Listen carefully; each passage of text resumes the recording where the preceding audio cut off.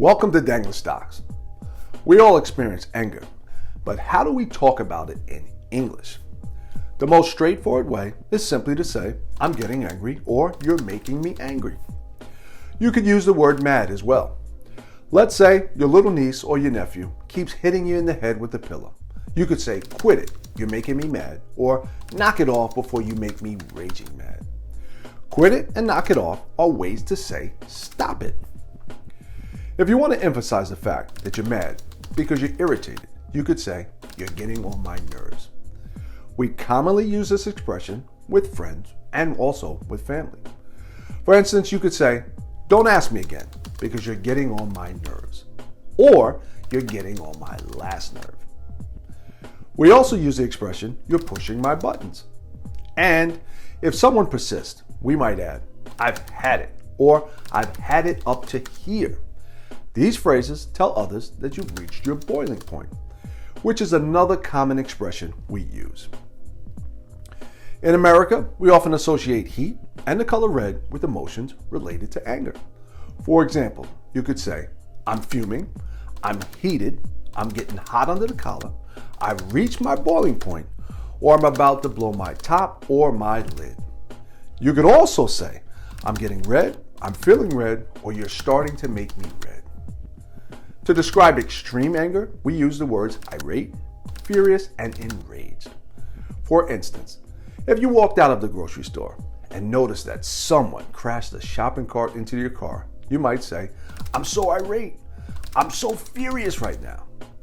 During instances where you're angry with a friend, you could be less formal and use the expression, you're pissing me off.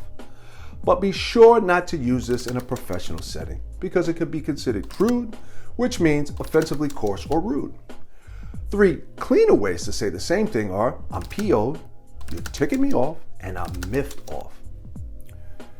If you need to express feelings of anger in a more formal setting, you can use more appropriate words such as perturbed, vexed, displeased, cross, and infuriated. Let's say your coworker Ted told the boss that you were 15 minutes late to work. You could say, Ted, I don't mean to come off cross, but I'm extremely vexed. Or, Ted, I'm perturbed that you told the boss about my lateness. You could also say, Ted, I'm displeased with your actions. When speaking to someone else about the incident, you might also say, I was so irked at Ted. He makes me so livid. Irked and livid are words that also express that you're very angry. You could also use the words outraged and incensed when you're angry about an offense, like someone disrespecting your children, spouse, or family members. If someone were bullying your child at school, you could say, I'm incensed that the school lets bullying happen. When you want to politely tell someone that you're angry with them, you could say, I've got a bone to pick with you. People, including coworkers, tend to respond well to this. During instances where you're repressing or holding back anger, you could say, I'm seething mad, or I'm fit to be tied, which means that someone might need to tie you up to keep you from getting violent.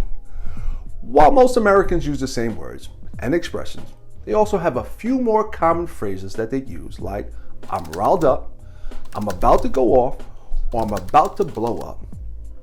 Some would say, I'm about to go ape, I'm about to go ham, or I'm about to go ballistic, which basically means become extremely angry. When a friend or family member is angry at you, you can respond by saying, don't get all up in arms, don't bite my head off, or don't chew off my head. And when you want to tell them that you need a moment to calm down, you can jokingly say, you've got anger issues, you need anger management, or you need a timeout. Whether you're seeing red or someone is seething at you, these words and expressions can concisely and precisely help you express your feelings of anger. Thank you for watching. We out like that.